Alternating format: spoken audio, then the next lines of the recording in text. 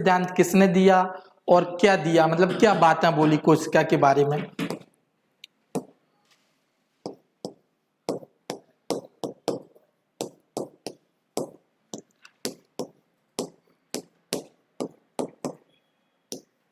English में बोला जाए तो सेल थ्योरी।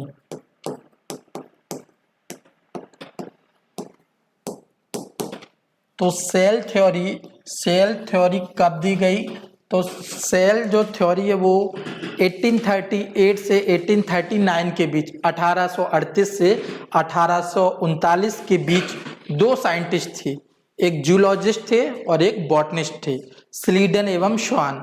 स्लीडन जो थे वो बॉटनिस्ट थे और श्वान जो थे वो जूलॉजिस्ट थे। इन दो साइंटिस्ट ने सेल थ्योरी दिया था, कोशिका सिद्धांत दिया था। इसका थोड़ा सा आप लोग डेट लिख लेंगे, कब दिया था, 1838 से 1839 के बीच इन्होंने सेल थ्योरी दिया था। सन याद रख लेंगे आप लोग, क्योंकि पूछे जाते हैं एग्जाम में। कौन कौन से दो साइंटिस्ट थे, एक साइंटिस्ट था स्लीडन और दूसरे साइंटिस्ट थे श्वान, स्लीडन व श्वान।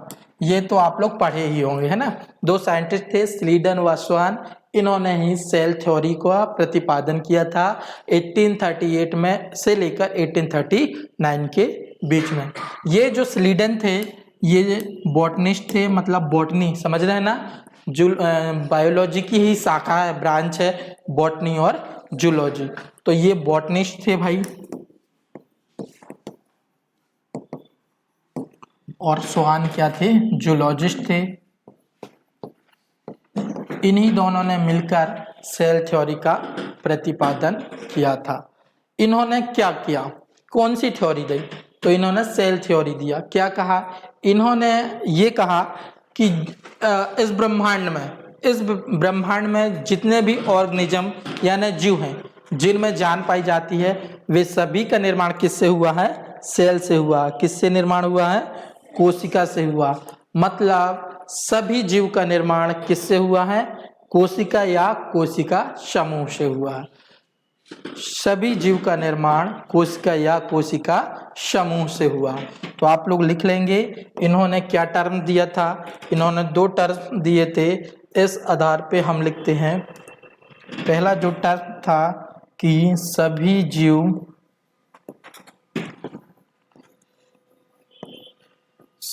जीव का निर्माण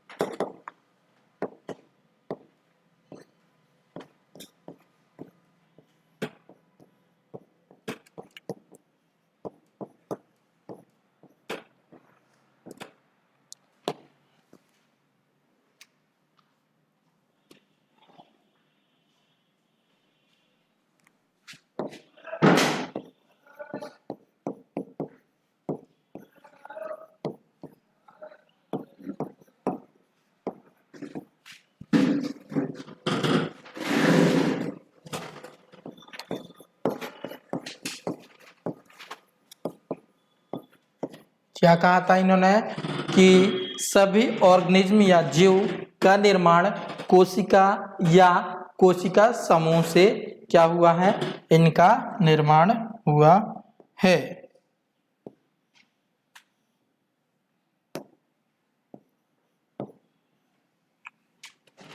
और दूसरा टर्म था कि कोशिका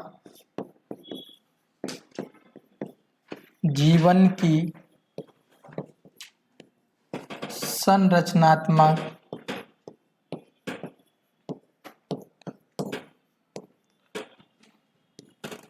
व कार्यात्मक इकाई है।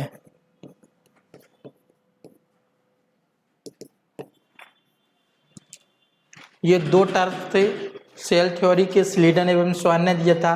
पहला था कि जितने भी जीव ऑर्गेनिज्म हैं इन सभी का निर्माण सेल या सेल के समूह से हुआ है। दूसरा था कि सेल जीवन की स्ट्रक्चर एवं फंक्शन यानी कि संरचनात्मक एवं कार्यात्मक इकाई है। अब पहला जो टर्म है इसे समझेंगे हम सजीव या जीव, ठीक है। सजीव जीव वही चीजें होती हैं मतलब जिनमें जान पाई जाती है, वे सभी सजीव जीव या ऑर्गेनिज्म कहलाते हैं। तो कोई भी जीव, फॉर एग्जाम्पल मैं, ठीक है, मेरी बॉडी, मेरा निर्माण किससे हुआ है? सेल से हुआ। किससे हुआ है? सेल से हुआ है, या कोशिका के समूह से। मेरा शरीर, आप सभी का जो बॉडी है, इसका फॉर्मेशन किससे हुआ है? सेल या सेल के ग्रुप से हुआ है। फिर कहा कि यही सेल जीवन की संरचना मतलब रचना करती है और यही कार्य करती है। समझिए, फॉर एग्जाम्पल मान लीजिए हमें घर बनाना है, ठीक है, एक मकान का निर्माण करना, भवन का निर्माण करना है। उसके लिए हमें बेसिक किन किन चीज़ों की आवश्यकता होती है? ईंट, गिट्टी, रेत, सीमेंट और भी वगैरह वगैरह। पर उनमें से एक बेसिक चीज़ें क्या होती है? ईंट। क्या होती है? ईंट। आप देखे होंगे बहुत सारी ईंट को जोड़कर हम क्या बना देते हैं? दीवार। क्या बना देते हैं? दीवार। एक दीवार, दो, तीन, चार ऐसी दीवार बन के क्या बन जाते हैं? एक कमरा। कमरा बना देते हैं। ऐसे एक से अधिक कमरे मिलकर एक भवन या महल का निर्माण हो जाता है। ठीक इसी प्रकार हमारी बॉडी में सेल होती हैं, बिल्कुल, और इन सेलों की मदद से क्या बनता है? टिश्यू। क्या बनता है? टिश्यू। और टिश्यू यानी कि ऊतक। फिर ढेर सारी ऊतक का एक ग्रुप बन जाता है और फिर वो क्या बनाते हैं? ऑर्गन। ऑर्गन मतलब अंग। फिर मतलब ऑर्गन का ग्रुप बनता है और फिर वो क्या बनाती हैं? Organ system. कोई भी एक तंत्र बना लेती हैं। तो इसी प्रकार जैसे ईंट मैंने बताया, ईंट मिलकर दीवार बनाएंगी, दीवार मिलकर क्या बना लेती हैं? एक घर या मकान बना लेती हैं। ठीक इसी प्रकार कोशिका भी हमारे शरीर का निर्माण करती है, ठीक है ना। इसी प्रकार समझ लीजिए, जिस प्रकार ईंट घर का निर्माण करती है, ठीक इसी प्रकार हमारे शरीर का निर्माण कौन करती है? कोशिका करती है। तो ये क्या हुआ? एक रचना, ठीक है। जो हमने जो वर्ड दिया था संरचनात्मक, संरचना का मतलब क्या होता है? रचना करना। क्या होता है? रचना करना। फॉर एग्जाम्पल समझिए, आप लोग या आपके मम्मी पापा एक घर बनाना चाहते हैं गांव में, तो सबसे पहले डिजाइन बनाते हैं, कुछ ऐसा होगा, यहाँ पे किचन होगा, ये हॉल होगा, ये डाइनिंग टेबल यहाँ मड़ेगी, यहाँ पे वो ऐसे पूरी प्लानिंग की जाती है। पहले एक क्या बनाई जाती है? ढांचा टाइप बनाया जाता है, नमूना बनाया जाता है, यहाँ पे गैलरी होगी, यहाँ आंगन होगा, जैसा भी रहता है। इस प्रकार से वो क्या बना लेते हैं? एक पूरा ढांचा बना लेते हैं। फिर क्या होता है? इसी प्रकार ये सेल भी हमारे शरीर का क्या बनाती हैं? ढांचा। ये रचना की है ना, आपके शरीर की रचना की है, आपके शरीर की रचना, मेरे शरीर की रचना। तो इस प्रकार ये कोशिका क्या काम कर रही है? संरचना का काम कर रही है। फिर दूसरा वर्ड है कार्यात्मक, कार्य करना। जैसे मेरा ये हाथ, मेरी इस बॉडी का निर्माण किससे हुआ है? सेल से ही हुआ है ना। ये भले मेरा एक ऑर्गन है, क्या है? ये एक अंग है। सेल हुआ, सेल मिलकर ऑर्गन मिले और फिर सेल मिलकर टिश्यू बनाए और टिश्यू मिलकर क्या बनाए? ऑर्गन मिला। तो ये मेरा एक अंग है और इसका निर्माण किससे हुआ है? कोशिका से ही हुआ है। और ये अंग मेरा क्या काम कर रहा है? लिखने का काम कर रहा है। मेरा माउथ एक अंग है, एक टिश्यू है, एक सेल है, जो किसका काम कर रहा है? बोलने का। मैं हाथ ऐसा ऐसा कर पा रहा हूं, क्रिएटिविटी। ये हाथ किससे निर्माण हुआ है? सेल से ही हुआ है ना। तो इस प्रकार कोशिका जीवन की संरचनात्मक मतलब रचना भी करती है, कार्यात्मक मतलब कार्य भी करती। हम बोल पा रहे हैं, लिख पा रहे हैं, देख पा रहे हैं, सुन पा रहे हैं, ये सब किसके अंतर्गत आएंगे? कार्य के अंतर्गत आएंगे। संरचना मतलब हमारे शरीर का निर्माण होना क्या कहलाता है? संरचना। तो ये कुछ बेसिक बातें थी जो मैंने बता दिया, ये सब आप लिख लीजिए। चलिए लिख लीजिए ये सब। तो हमने क्या देखा? सबसे पहले देखा था कोशिका को देखने का श्रेय किसे जाता है? Anton von Leeuwenhoek. सबसे पहले देखा था किस प्रकार की कोशिका को देखा था? Living cell. कौन सी सेल थी वो? Bacteria cell. इसके बाद दूसरे साइंटिस्ट आए जिनका नाम था रॉबर्ट हुक। उन्होंने 1665 में डेथ सेल, वो भी कौन सी सेल थी? हनीकॉम सेल में क्या सर्वप्रथम कोशिका की खोज की थी, पर वो डेथ सेल थी। और लीवेनहॉक लिविंग सेल्स की खोज की थी। इसके बाद हमने सेल थ्योरी दिया जो 1838 से 1839 के बीच में दो साइंटिस्ट स्लीडन एवं स्वान ने दिया था। स्लीडन एक बॉटनिस्ट थे, स्वान एक जूलॉजिस्ट थे, और इन्होंने कहा था कि इस पृथ्वी या ब्रह्मांड में जितने भी जीव हैं इन सभी का निर्माण किससे हुआ है?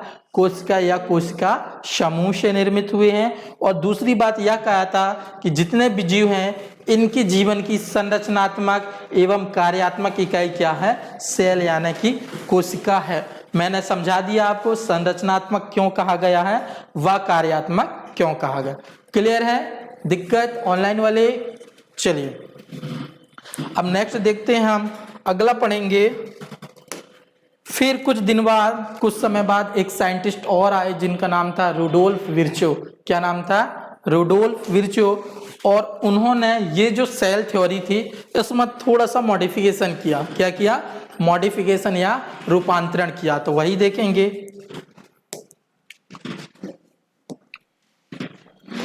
कोशिका सिद्धांत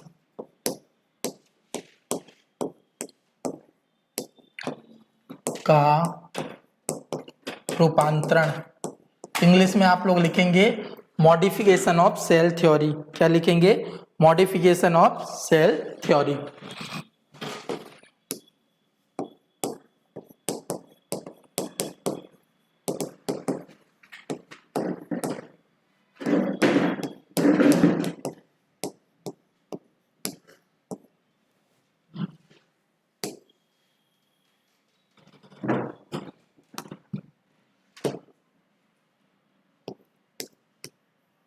ये कब दिया गया था? 1855 में। कब दिया गया था? 1855 में। और साइंटिस्ट थे रुडोल्फ विर्चो।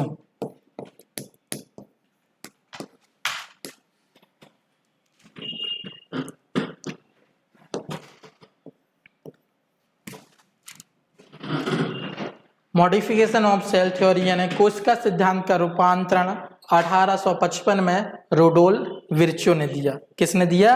Rudolf Virchow. अभी तक हमने पढ़ा है स्लीडन एवं स्वान का। क्या पढ़ा है? कोशिका जीवन की संरचनात्मक एवं कार्यात्मक इकाई है। और दूसरा पढ़ा था कि किसी भी जीव का जो निर्माण है वह कोशिका या कोशिका समूह से होता है। पर इसमें थोड़ा सा मॉडिफिकेशन दिया। एक साइंटिस्ट जो 1855 में आए थे, इनका नाम था रुडोल्फ विर्चो। कौन साइंटिस्ट थे? Rudolf Virchow. अब देखेंगे इन्होंने क्या बोला। जो दो साइंटिस्ट थे स्लीडन एवं स्वान, तो वो तो अपनी बातें कर दिए, पर अब हम देखेंगे थोड़ा सा रूपांतरण किया इसी सिद्धांत में। क्या कहा देखते हैं। इन्होंने कहा कि ओमनीज सेलुला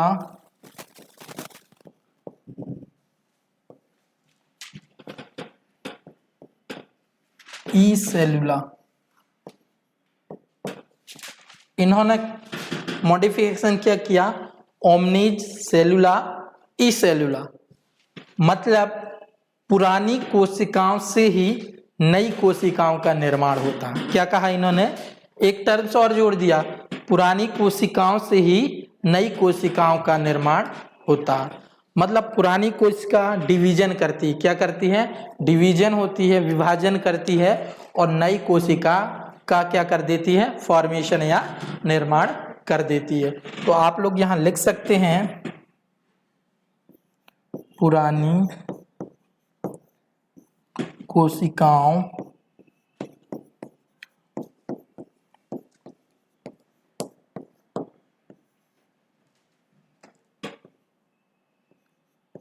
से ही नई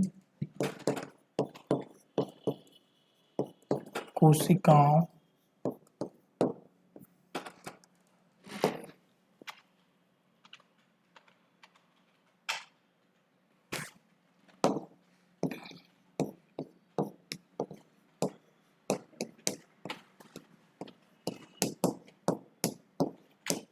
चलिए इसे लिख लीजिए आप लोग। पुरानी कोशिकाओं से ही नई कोशिकाओं का निर्माण होता है। ये किसने कहा था? रुडोल्फ विर्चो ने।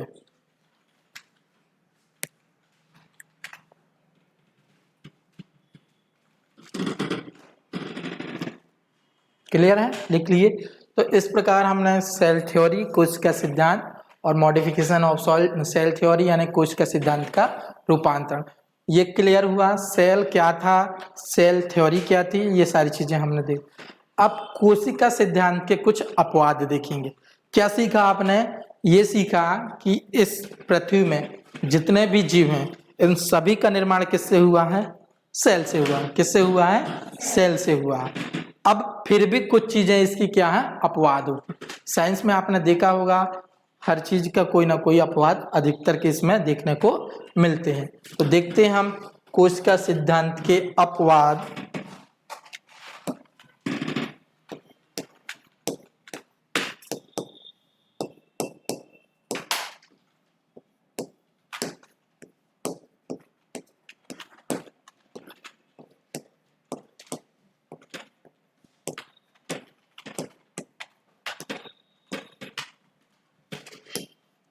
Exception of cell theory.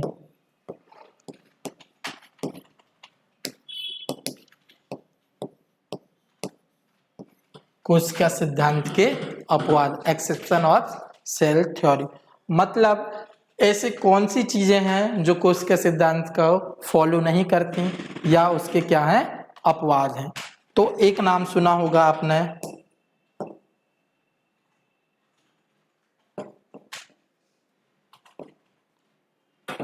Virus. अपवाद क्या है? वायरस।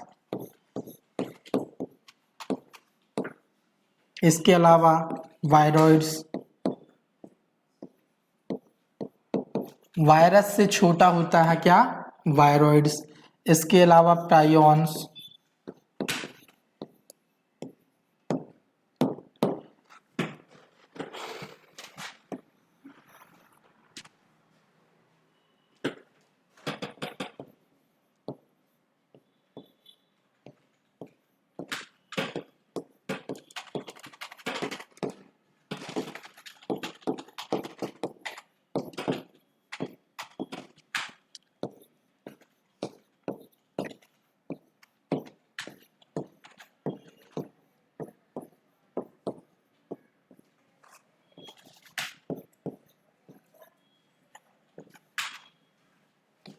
क्वेश्चन क्या बनेगा? अब ध्यान दें आप,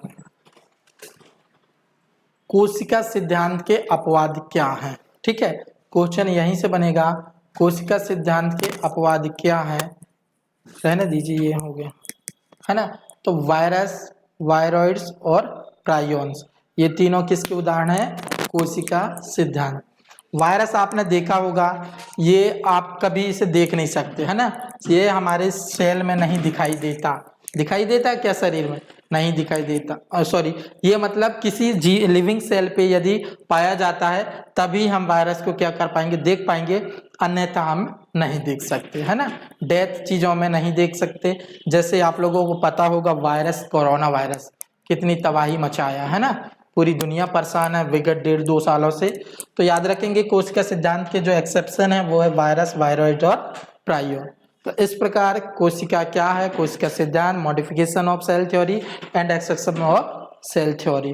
कोशिका सिद्धांत के अपवाद हमने देख लिया, मतलब सेल जो बेसिक चीजें हैं सेल के बारे में हमने देख लिया बहुत डिटेल से। अब हम देखेंगे टाइप्स ऑफ सेल, कोशिकाओं के प्रकार। आपने देखा होगा कोशिका 2 प्रकार की होती हैं, पढ़ा होगा। एक होती है प्रोकैरियोटिक सेल, दूसरी होती हैं यूकैरियोटिक सेल। हिंदी में भी वही चीज कहा जाता, प्रोकैरियोटिक एंड यूकैरियोटिक। चलिए तो आप लोग देखते हैं नेक्स्ट क्या है, टाइप्स ऑफ सेल।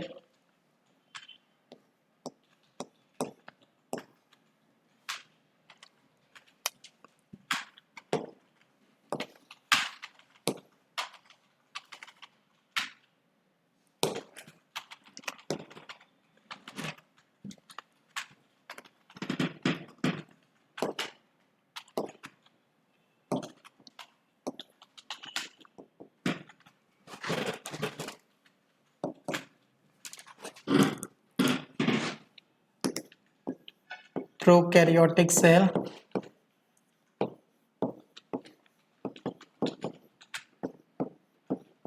हिंदी में भी इसे क्या कहेंगे? प्रोकैरियोटिक कोशिका कहेंगे। और दूसरी प्रकार की जो सेल होती हैं वे होते हैं यूकैरियोटिक सेल। यदि आप इसका जो नाम है, इसी नाम को यदि ध्यान से देखेंगे तो इसी नाम में इसकी मीनिंग छिपी हुई है। प्रो, प्रो मतलब क्या होता है? पुराना। क्या होता है? पुराना या ओल्ड। प्रो यानी प्राचीन या पुराना। प्रो यानी प्राचीन या पुराना। थोड़ा सा चाहते आप लोग याद करने के लिए ऐसा मेंशन कर सकते हैं। ये जो प्रो वर्ड मिला है इसका मतलब होता है प्राचीन या पुराना।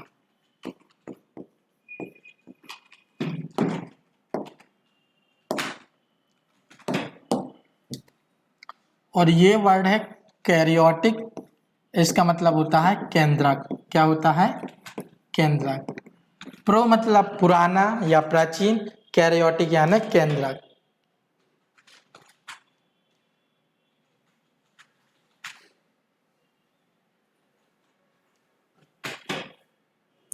अब यहां देखें हम, यू, यू मतलब होता है न्यू, आधुनिक। क्या होगा? आधुनिक या वास्तविक। आधुनिक या वास्तविक।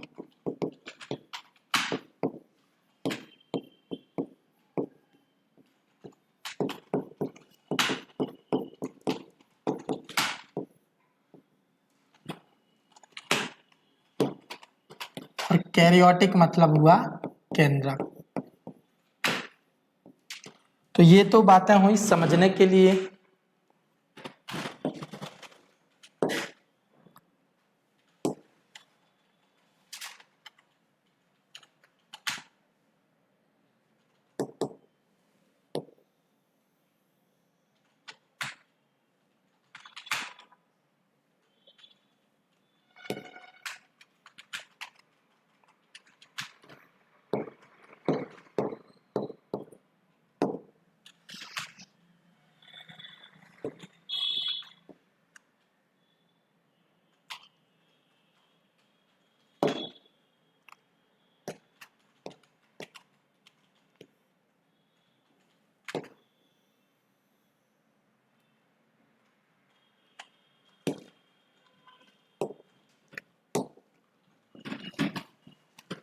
अब यदि हम इनकी डेफिनेशन की बात करें तो ऐसी कोशिकाएं जिनमें सुविकसित केंद्रक नहीं पाया जाता या केंद्रक नहीं पाया जाता, वे कौन सी कोशिकाएं कहलाती हैं? प्रोकैरियोटिक। ये किस प्रकार की हैं? प्राचीन, पुरानी कोशिकाएं थी। मतलब इनमें ये बहुत पुराने जमाने, प्राचीन समय की कोशिकाएं हैं। इनमें अब क्या है? सुविकसित केंद्रक नहीं पाया जाता। और ये वास्तविक आधुनिक युग की कोशिकाएं हैं तो इनमें क्या पाया जाता है? सुविकसित केंद्रक पाया जाता है। तो आप लोग लिख लें,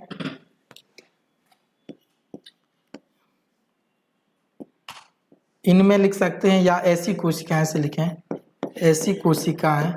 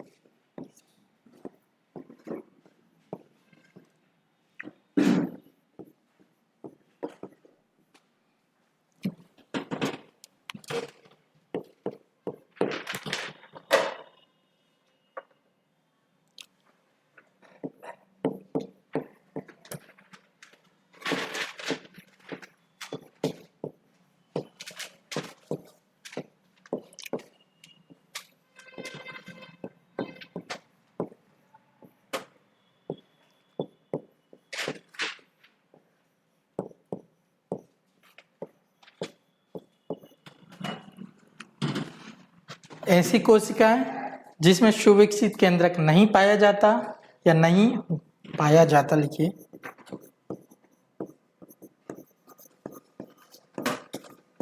ऐसी कोशिकाएं जिसमें सुविकसित केंद्रक नहीं पाया जाता वो प्रोकैरियोटिक सेल कहलाएंगी। और ऐसी कोशिकाएं जिनमें सुविकसित केंद्रक पाया जाता है वो यूकैरियोटिक कोशिकाएं कहलाएंगी। अब देखिए इसमें क्या ऐसी चीजें हैं जो इस कारण ये क्या बनता है, मतलब प्रोकैरियोटिक कोशिका में इसे काउंट किया जाता है।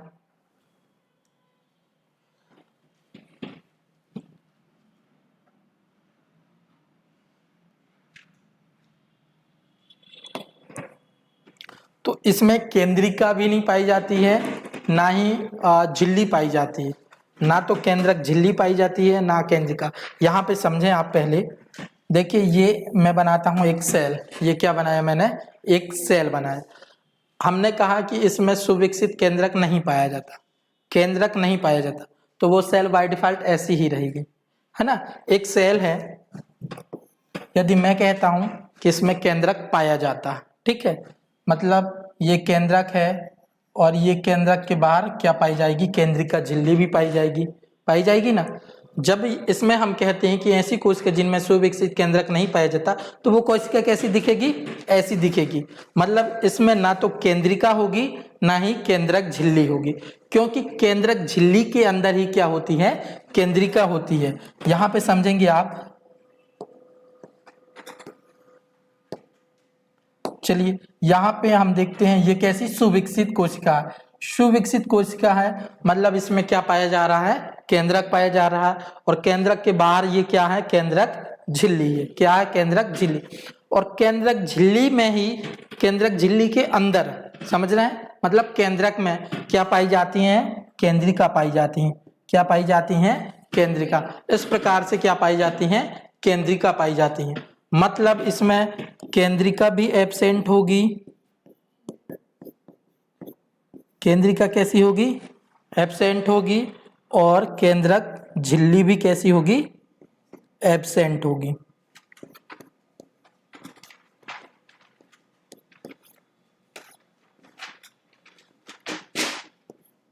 ये भी क्या होगी, एब्सेंट होगी। जबकि इसमें ये दोनों क्या होंगी, पाई जाएंगी। तो केंद्रिका भी होगी इसमें,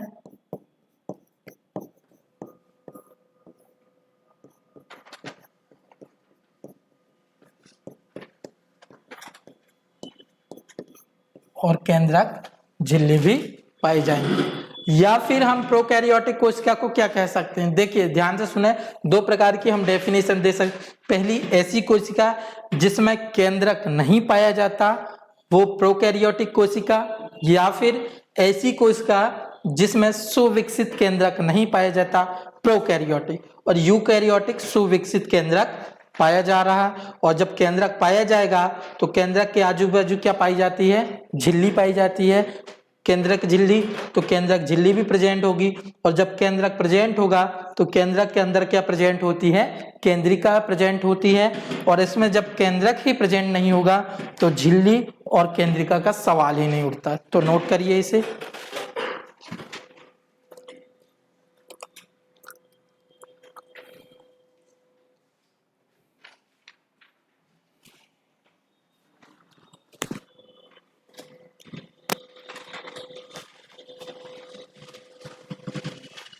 ऑनलाइन वाले स्टूडेंट आप लोग भी ध्यान दें, है ना, नोट्स बनाएं प्रॉपर तरीके से, पेन कॉपी लेके बैठें, साथ में वीडियो भी देखते जाएं, साथ साथ नोट्स बनाते जाएं, ताकि प्रॉपर तरीके से आप लोग की नोट्स भी बनेगी और तैयारी भी होगी।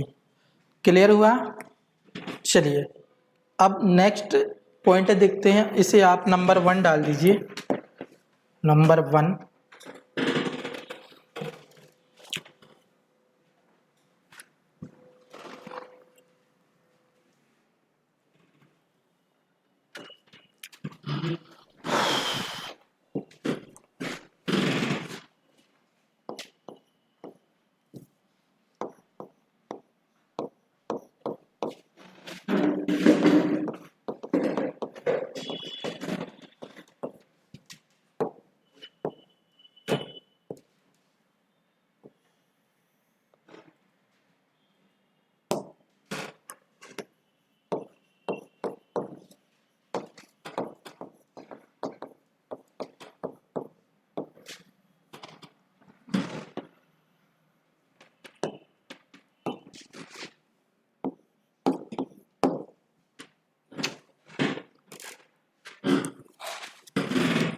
अगला क्या है, इसमें जो जेनेटिक पदार्थ होता है, जेनेटिक पदार्थ क्या कहलाता है? डीएनए। डीएनए क्या कहलाता है?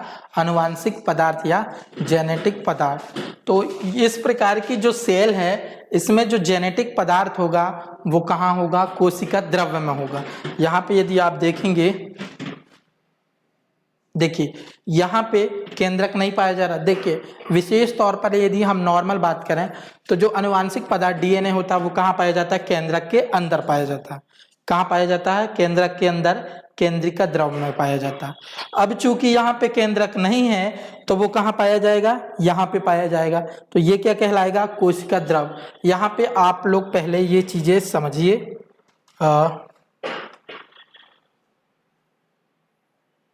यहाँ पे देखें,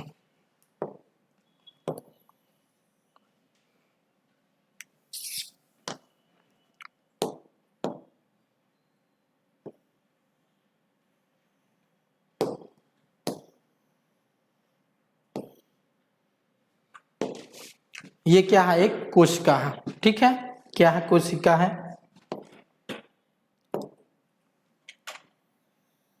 कोशिका के अंदर क्या होगा? केंद्रक होगा। क्या होगा? केंद्रक होगा। ये क्या कहलाएगा? केंद्रक झिल्ली। ये क्या कहलाएगी? केंद्रक झिल्ली कहलाएगी। और ये क्या कहलाती है? कोशिका झिल्ली। क्या कहलाती है? कोशिका झिल्ली कहलाती है।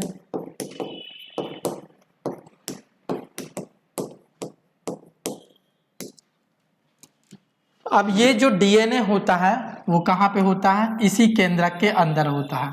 ये जो आनुवांशिक पदार्थ डीएनए होता है वो केंद्रक के अंदर होता है। कहाँ पे होता है? केंद्रिका द्रव्य में होता है। पहले 2 से 3 बातें समझिए।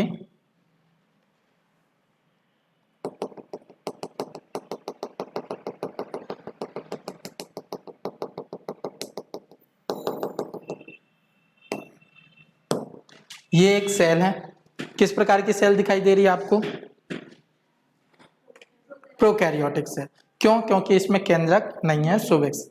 ये कौन सी सेल हुई? Prokaryotic cell. जब सेल में केंद्रक ना पाया जाए तब इसके अंदर जो मटेरियल भरा रहेगा इसे हम क्या कहेंगे?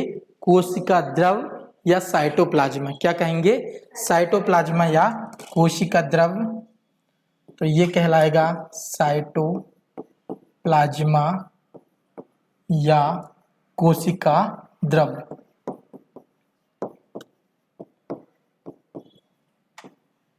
मतलब सेल है, कोई सेल है, यदि सेल से केंद्रक हटा दिया जाए तो वो क्या कहलाएगा? कोशिका द्रव्य। मतलब क्या कह सकते हैं हम?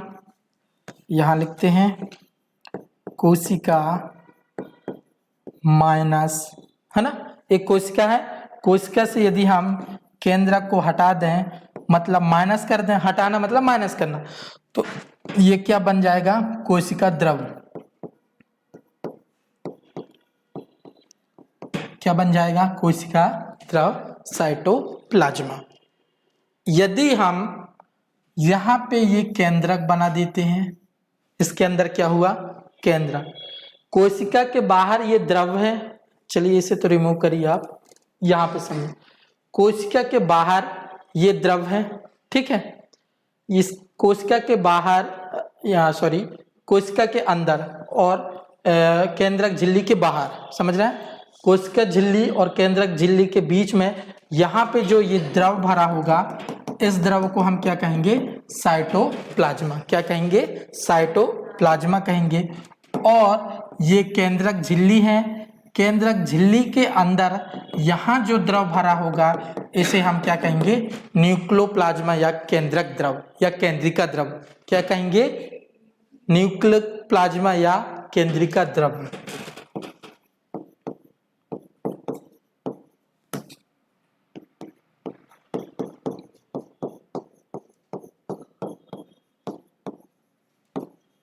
यदि कोशिका यानी केंद्रक झिल्ली के बाहर, केंद्रक झिल्ली के बाहर यदि द्रव भरा है तो वो कोशिका द्रव्य कहलाएगा, और केंद्रक झिल्ली के अंदर भरा है तो वो क्या कहलाएगा? न्यूक्लियोप्लाज्मा।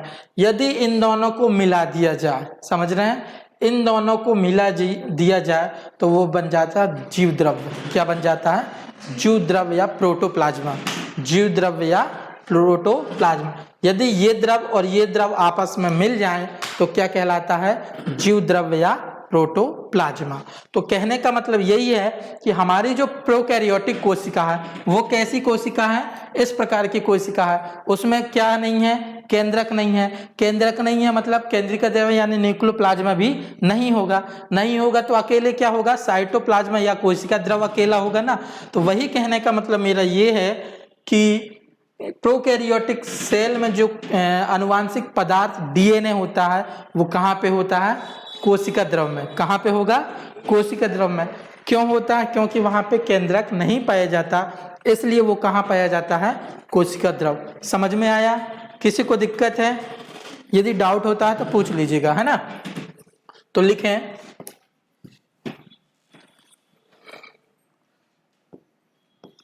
आनुवांशिक पदार्थ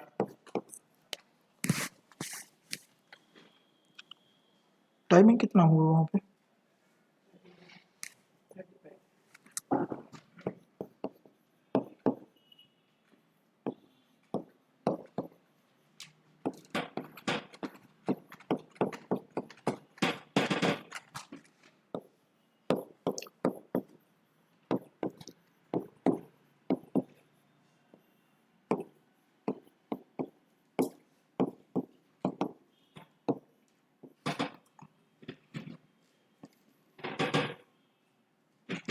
आनुवांशिक पदार्थ डीएनए कोशिका द्रव में उपस्थित होगा।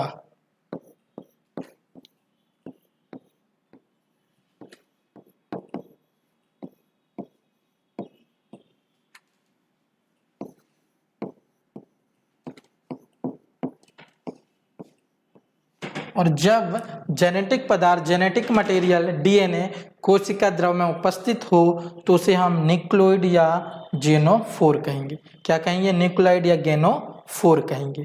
क्लियर हुआ? यदि टर्म्स पूछा तो न्यूक्लियोइड या गेनोफोर क्या कहलाता है, मतलब कि जेनेटिक मटेरियल यदि कोशिका द्रव में प्रेजेंट हो तब उसे हम गेनोफोर या न्यूक्लियोइड कहेंगे। अब बहुत आसान अंतर हो गया। जब यहाँ पे आनुवांशिक पदार्थ डीएनए कोशिका द्रव में उपस्थित है प्रोकैरियोटिक सेल में, तो यहाँ पे कहाँ प्रेजेंट होगा, केंद्रिका द्रव में। कहाँ पे होगा, केंद्रक के भीतर होगा। कहाँ पे प्रेजेंट होगा, केंद्रक के भीतर उपस्थित होगा। तो लिखें आप लोग डीएनए केंद्रक के भीतर।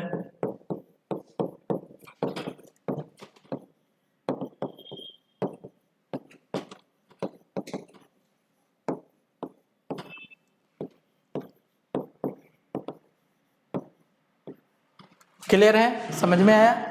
चलिए अब हम नेक्स्ट देखते हैं।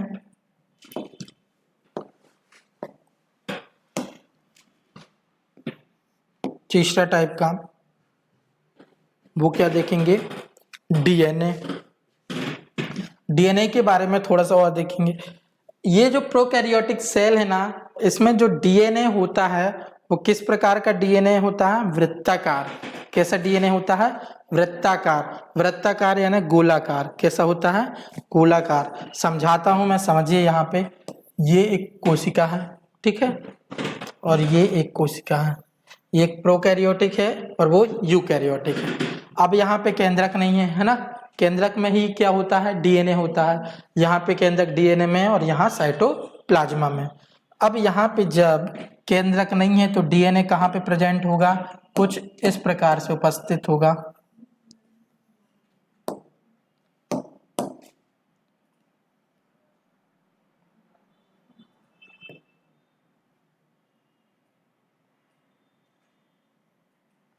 तो इसका जो आकार किस प्रकार का दिख रहा है, वृत्ताकार। किस प्रकार का, वृत्ताकार। और यहाँ पे ये केंद्रक के अंदर उपस्थित होगा, तो ये इस प्रकार से उपस्थित होगा।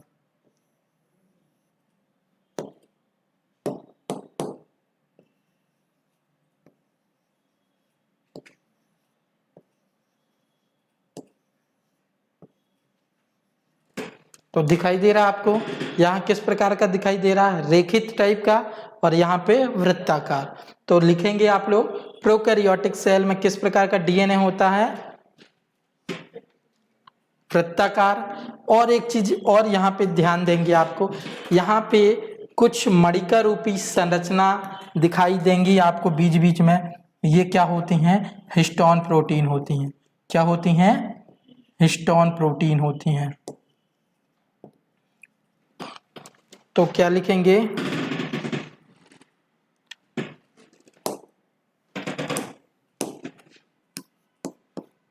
डीएनए वृत्ताकार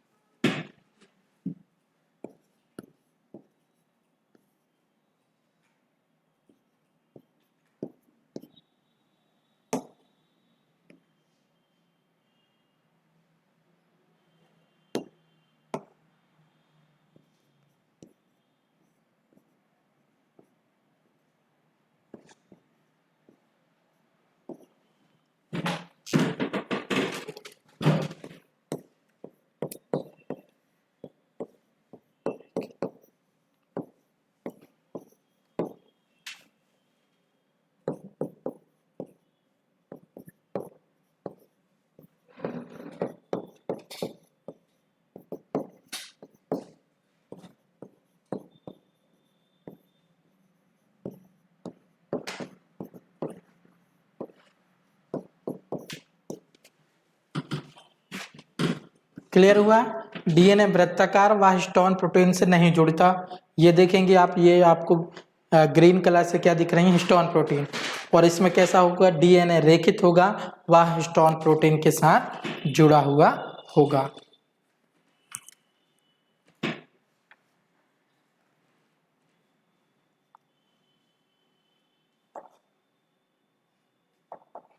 लिखें आप इसे।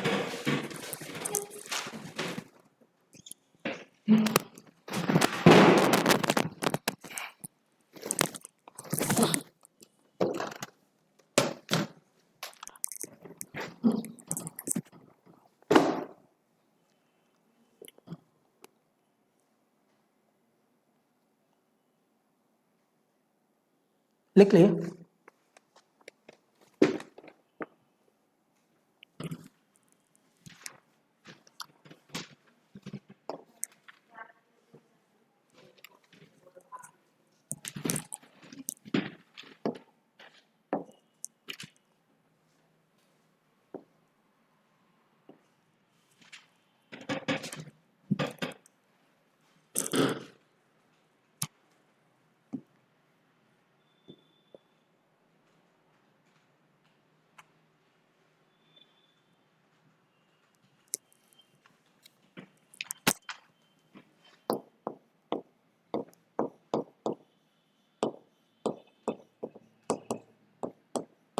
थोड़ा फास्ट करेंगे अब, है ना?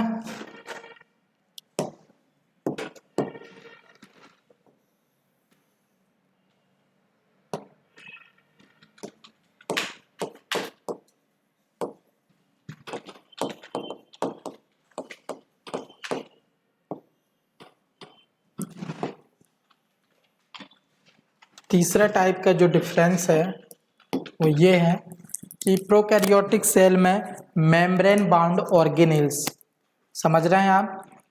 मेम्ब्रेन बाउंड ऑर्गेनेल्स, ऑर्गेनेल्स समझते हैं? कोशिकांग, जैसे नाम सुना होगा mitochondria, plastid, Golgi body, ribosome, ER, endoplasmic reticulum, ये सब क्या कहलाते हैं? ऑर्गेनेल्स कहलाते हैं। मेम्ब्रेन बाउंड का मतलब हुआ झिल्ली युक्त। क्या हुआ? झिल्ली युक्त। मेम्ब्रेन बाउंड ऑर्गेनेल्स मतलब झिल्ली युक्त कोशिकांग। कहने का मतलब ये है कि इसमें मेम्ब्रेन बाउंड कोशिकांग मतलब झिल्ली युक्त कोशिकांग एब्सेंट होते हैं। झिल्ली युक्त कोशिकांग क्या क्या हो सकते हैं?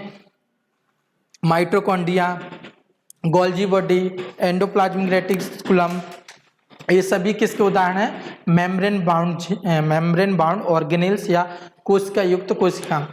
बाद में हम थोड़ा सा आगे अभी 1-2 क्लास के बाद पढ़ेंगे, कोशिकांग के टाइप पढ़ेंगे। कौन से कोशिकांग जो सिंगल झिल्ली से घिरे हुए होते हैं, कौन से कोशिकांग जो 2 झिल्ली से घिरे होते हैं मतलब डबल बाउंडेड ऑर्गेनेल्स, या जो झिल्ली लेस होते हैं, बिना झिल्ली के होते हैं, ये सभी पढ़ेंगे।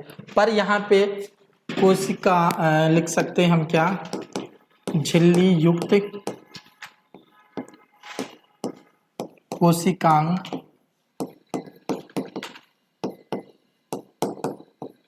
इंग्लिश से लिखना चाहो तो लिख सकते हैं मेम्ब्रेन बाउंड ऑर्गेनेल्स। कौन कौन से हो सकते हैं, जैसे माइटोकॉन्ड्रिया,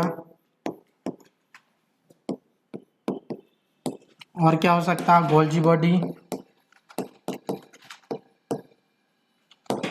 इसके अलावा प्लास्टिड। ठीक है, तो झिल्ली युक्त कोशिकांग वो हो, माइटोकॉन्ड्रिया हो, गोल्जी बॉडी हो, ईआर हो, एंडोप्लाज्मिक रेटिकुलम, है ना, mitochondria, Golgi body, plastid, ER, lysosome, ये सब कैसे होंगे, एब्सेंट होंगे। कैसे होंगे, एब्सेंट होते हैं, मतलब ये नहीं पाए जाते। समझ में आया। Mitochondria, Golgi body, plastid, endoplasmic reticulum, lysosome, ये जो कोशिकांग हैं ये प्रोकैरियोटिक सेल में नहीं पाए जाते, जबकि यूकैरियोटिक सेल में ये सभी कैसे होंगे, प्रेजेंट होंगे। कैसे होंगे, प्रेजेंट होंगे, मतलब पाए जाते हैं। तो क्वेश्चन पूछता है कि निम्न में से कौन से कोशिकांग किस कोशिका में नहीं पाए जाते, तो प्रोकैरियोटिक कोशिका में ये जितने भी कोशिकांग दिए हुए हैं ये नहीं पाए जाते, और यूकैरियोटिक कोशिका में क्या होते हैं, पाए जाते हैं। पर यहाँ पे याद रखेंगे आप लोग, राइबोसोम, राइबोसोम तो जानते होंगे, तो राइबोसोम में 70S टाइप का, राइबोसोम 2 टाइप के होते हैं, पढ़े होंगे, 70S और 80S। फिर 70S के विभिन्न टाइप हो जाते हैं, 80S के विभिन्न टाइप हो जाते हैं। पर राइबोसोम 2 प्रकार के होता है, कौन कौन सा, 70S टाइप का और दूसरा होता है 80S टाइप का। तो प्रोकैरियोटिक कोशिका में 70S टाइप का राइबोसोम पाया जाता है। ये बहुत ही एक क्वेश्चन पूछा गया है एग्जाम में, बार बार बनता है कि कौन सा कोशिकांग प्रोकैरियोटिक सेल में पाया जाता है। ऑप्शन दिए रहेंगे 70S 80S, दोनों में से कोई नहीं। तो किस प्रकार का पाया जाएगा, 70S। तो लिखें आप लोग,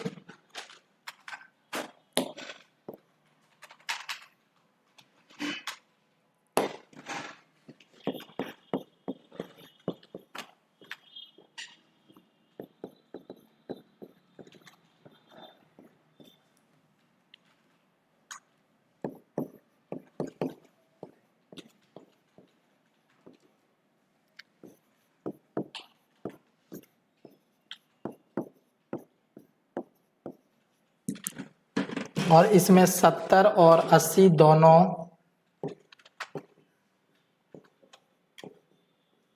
दोनों पाए जाते हैं।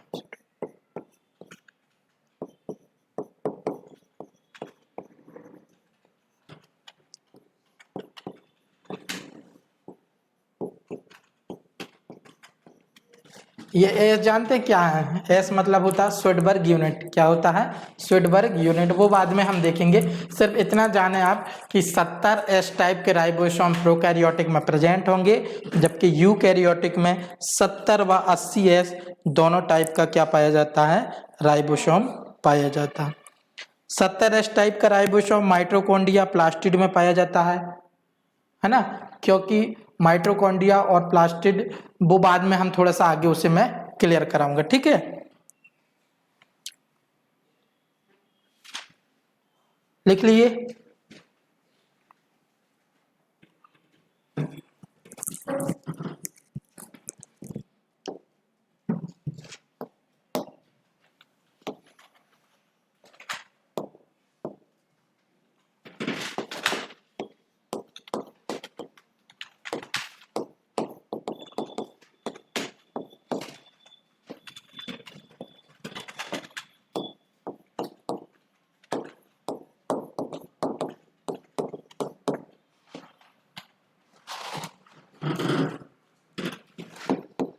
इसमें कोशिका कंकाल भी एब्सेंट होता भाई, कोशिका कंकाल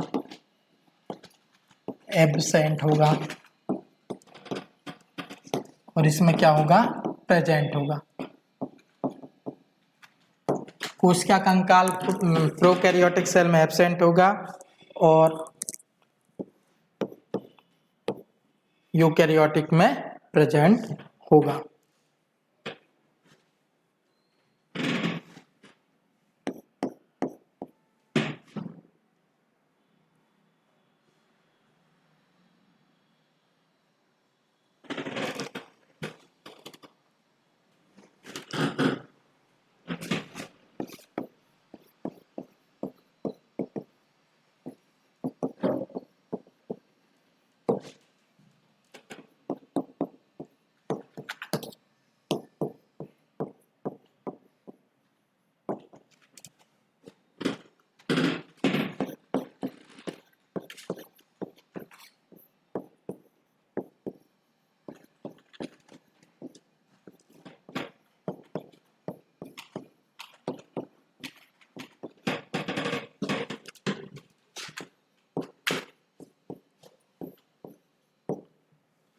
इसमें गैस रिक्तिका पाई जाती है और इसमें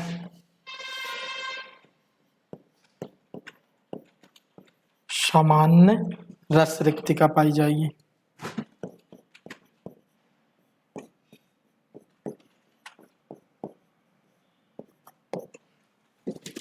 ठीक है, इसमें क्या होगा, प्रोकैरियोटिक सेल में कोशिका कंकाल एब्सेंट होगा, उसमें क्या होगा, प्रेजेंट हो।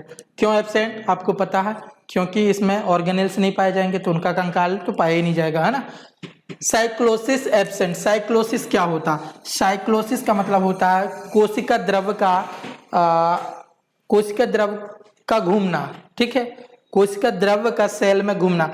हमने देखा था कोशिका द्रव, यदि वो कोशिका द्रव यहाँ पे देखेंगे, अब कहा देखे थे हम, हाँ ये कोशिका द्रव था, यदि ये सेल में घूम रहा है, समझ रहे हैं, तो वो क्या कहलाएगा, साइक्लोसिस प्रेजेंट। और ये स्थिर है, नहीं घूम रहा, तो वो साइक्लोसिस एब्सेंट। साइक्लोसिस मतलब हुआ कोशिका द्रव्य का सेल में घूमना, समझ रहे हैं। तो वही चीज लिखा मैंने कि साइक्लोसिस एब्सेंट मतलब ये यहाँ पे क्या, वो घूमता नहीं है, कोशिका द्रव है पर वो सेल में घूम नहीं रहा है, इसलिए साइक्लोसिस क्या होगा, एब्सेंट होगा। और यहाँ पे प्रेजेंट मतलब साइक्लोसिस घूम रहा, सेल में क्या कर रहा, कोशिका द्रव घूम रहा, इसलिए यहाँ पे साइक्लोसिस क्या होगा, प्रेजेंट होता। यहाँ पे केवल और केवल गैस रिक्तिका पाई जाती है और वहां पे सामान्य रस रिक्तिका पाई जाती है, जो जल और खनिज वगैरह का मतलब स्टोरेज करके रखती है, दोनों पाई जाती हैं। समझ रहे हैं, क्लियर हुआ। तो ये कुछ बेसिक क्या थे, डिफरेंशिएशन थे प्रोकैरियोटिक सेल और यूकैरियोटिक सेल में। अब हम लास्ट चीजें और देख ले थोड़ा सा, वो है क्या, प्रोकैरियोटिक सेल और यूकैरियोटिक सेल के एग्जाम्पल। और इसके बाद फिर आज की क्लास हमारी क्या होगी, यहीं पे एंड होगी। तो लिखेंगे आप लोग कोशिका मतलब प्रोकैरियोटिक सेल और यूकैरियोटिक सेल के उदाहरण।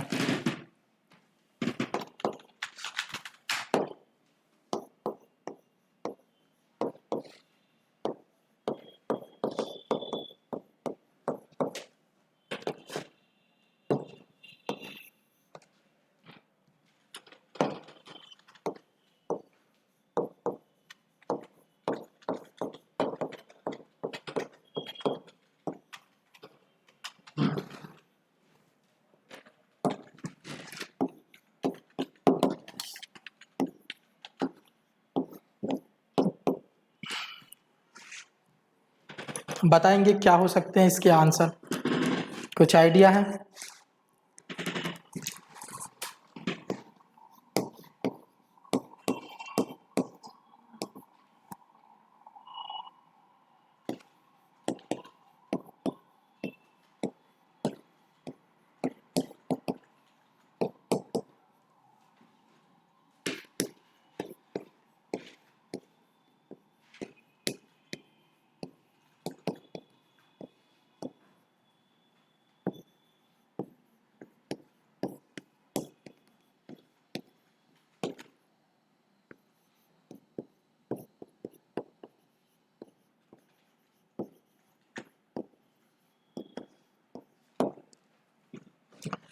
Bacteria, archaebacteria, blue green algae, mycoplasma, actinomycetes, ये सब किसके उदाहरण हैं, प्रोकैरियोटिक से।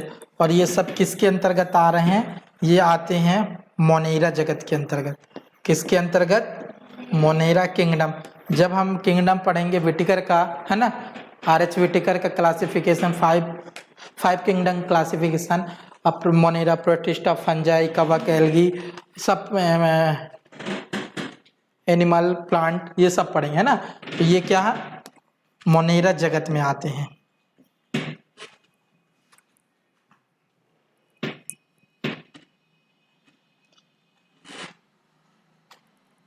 माइकोप्लाज्मा के बारे में आपको पता होगा, ये सबसे छोटी कोशिका है। ठीक है, चाह तो लिख सकते हैं सबसे छोटी कोशिका। और इसके जो उदाहरण होंगे, तो मोनेरा जगत यहाँ पे है, तो यहाँ पे क्या होगा, प्रोटिस्टा, कवक, पादप, जंतु, ये सभी किस में आएंगे, ये आएंगे यूकैरियोटिक कोशिका में। क्लियर है।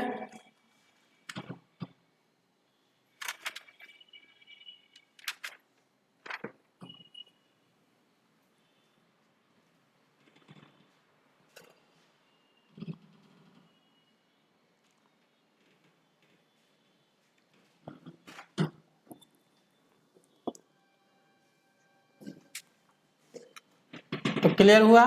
प्रोकैरियोटिक सेल के उदाहरण जीवाणु, Archie bacteria, blue green algae, mycoplasma, actinomycetes, ये सब किस किंगडम के अंतर्गत आते हैं? मोनेरा जगत के अंतर्गत। और ये प्रोटिस्टा, कवक, पादप जंतु ये आते हैं यूकैरियोटिक। यहीं पे हम जंतु कोशिका पढ़ेंगे, पादप कोशिका पढ़ेंगे, ठीक है, ये सारी चीजें यहीं पे। तो एक बार हम देख लेते हैं स्टार्टिंग से क्या क्या पढ़ा आज हमने। सबसे पहले हमने क्या पढ़ा? कोशिका क्या है, कोशिका के बारे में पढ़ा। सेल थ्योरी दिया सबसे पहले, किसने दिया। इसके बाद हमने कोशिका की खोज देखा, फिर हमने कोशिका सिद्धांत देखा। इसके बाद हमने कोशिका सिद्धांत का मॉडिफिकेशन रुडोल्फ विर्चो ने दिया था। फिर हमने आगे देखा कुछ एक्सेप्शन थे, वायरस, वायरॉइड, प्रायॉन्स, ये सब कोशिका सिद्धांत के क्या थे? एक्सेप्शन यानी अपवाद थे। फिर आगे हमने देखा था टाइप्स ऑफ सेल, कोशिका के प्रकार। 2 टाइप्स की थी, प्रोकैरियोटिक और यू। प्रो यानी सुविकसित केंद्रक नहीं, और यू मतलब आधुनिक वास्तविक केंद्रक प्रेजेंट। ये सारे हमने क्या देखा था? इनके अंतर देखे थे, विभिन्न प्रकार के। वहाँ पे रेखिक डीएनए, यहाँ वृत्ताकार, वहाँ पे हिस्टोन प्रोटीन जुड़ी होती, यहाँ पे नहीं जुड़ी होती। इसके अलावा विभिन्न प्रकार की चीजें हमने देख लिया। तो इस प्रकार ये जो आज का टॉपिक है हमारा क्या होता है, यहीं पे समाप्त होता है। मैं आपको कुछ जानकारी इन्फॉर्मेशन बता दूं। मोबाइल ऐप है हमारा महाकौशल क्लासेस का है, आप लोग प्ले स्टोर से उसे डाउनलोड कर लें। वहाँ पे एक बैच है नीट करके, सॉरी GNTST PNST करके एक बैच है। उस बैच में आप विजिट करिए, एक बार उसे खोल कर देखिए। वहाँ पे आपको विषयवार केमिस्ट्री, फिजिक्स, बायो, इंग्लिश ये सभी सब्जेक्ट वाइज सब्जेक्ट मिल जाएंगे। और उसके अंदर आप लोग ओपन करेंगे तो वहाँ पे सिलेबस मिलेगा। क्या मिलेगा? सिलेबस मिलेगा। और ये जो क्लास है ये भी आपको ऐप में मिल जाएगी। आपने अभी जो ने सीखा, मान लीजिए बाई चांस किसी को कहीं चूक हो जाती है ना, कुछ छूट जाता है, और दोबारा वो चाहे तो वीडियो को घर में देख सकता है। और ये जो PDF है, ये पूरी PDF आपको कहाँ मिल जाएगी? आपको मोबाइल ऐप पे मिल जाएगी। ये सारी PDF भी आपको कहाँ मिल जाएगी? मोबाइल ऐप पे मिल जाएगी। इसके अलावा आज हमने जितना भी पढ़ा है, समझ रहे हैं, जितने भी सेल से संबंधित ज़्यादा कुछ तो नहीं पढ़ा, पर 4-5 चीज़ें पढ़ी है। इसका टेस्ट मतलब इसके 10 क्वेश्चन आपको भी कहाँ मिलेंगे? ऐप पे मिलेंगे। तो आप लोग घर में जाएं, एक बार वीडियो देखना चाहें फिर से देखें, एक बार PDF पढ़ें और टेस्ट को जरूर दें। टेस्ट देखें आप कि हमने आज की क्लास में जितना पढ़ा क्या सीखा है, ठीक है। तो इसके लिए मोबाइल ऐप आप लोग डाउनलोड कर लेंगे, टेस्ट देंगे। इसके अलावा टेस्ट के बाद हमारा जैसे ही ये वाला जो अध्याय है ये खत्म होगा, तो हम लोग का वीकली टेस्ट होगा। क्या होगा? वीकली टेस्ट होगा। मतलब जैसे ही टॉपिक समाप्त होता है कोई अध्याय, उसका पूरा क्वेश्चन की PDF या क्वेश्चन टेस्ट सीरीज मिल जाएगी आपको। बाकी पर डे आपको क्लास तो मिलेंगी, ठीक है। फिर मिलेंगे नेक्स्ट क्लास में।